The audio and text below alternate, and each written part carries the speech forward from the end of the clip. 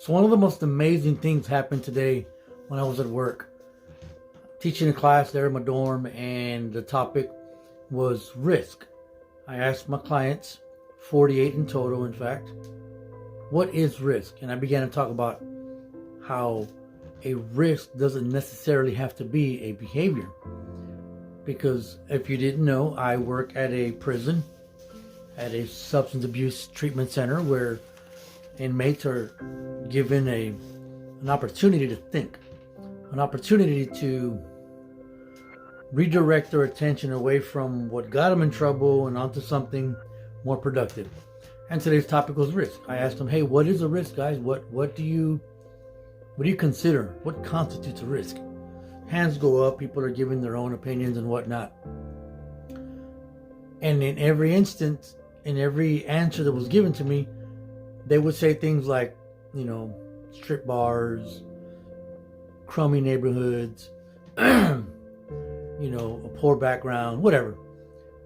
In every instance they gave me, it was something tangible, something physical.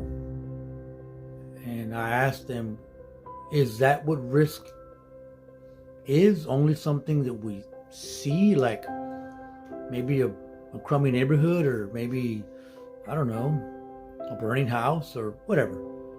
And the heads were like, yeah, well, those are risky things. Hanging out with bad people is a risky thing. That's good.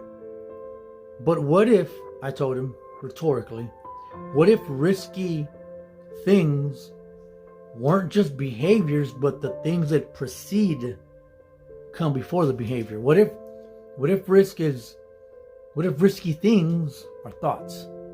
What if risky things are toxic emotions, things that we can't really control, or rather refuse to control? And they're like, well, that seems to make sense. I said, it makes perfect sense. Because, for example, when you do something that gets you in trouble, it was an emotional state that you were under that propelled you in the direction of breaking a law, and now you find yourself in jail or in prison. They agreed. So then I asked them this. What sense would it say, because a lot of you guys do this to me, talking to my clients, you think I don't have a drug problem, I don't have any problem, I'm good. And I give them this analogy, and now I give it to you.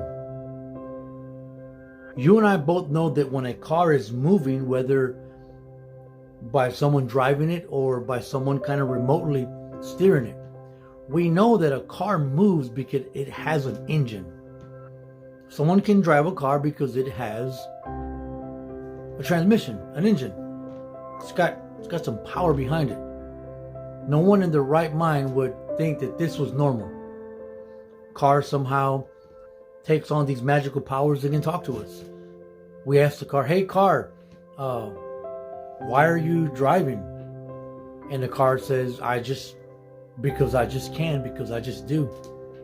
And we would say, hey car, you're driving because you've got a motor. You've got an engine underneath that hood. And the car would defy us and say something like, no, I don't have an engine. I'm just driving. I just move. No, car, you move because you have an engine. No, I don't. I'm just moving. And so I told this to my clients. That's you guys. That's what you sound like when you tell me. As your counselor, when you tell me, I don't really got a problem. I don't know why I'm here in this treatment center. I don't know why the judge sent me over here. I don't know why I don't have a drug problem. It's like a car saying, I don't know why I'm moving, because, or rather, I just do, I just go, I just move.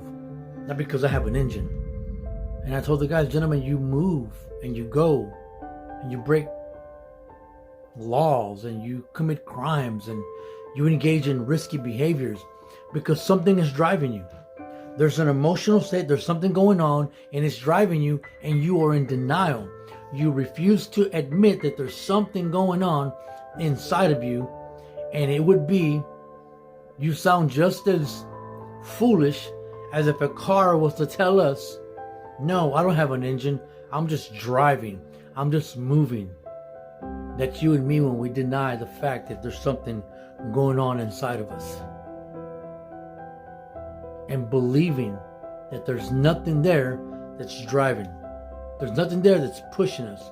There's nothing there that's propelling us in certain directions, or thinking for a moment that I just do things because I can, not because I'm driven, not because something is inside of me and it's pushing me.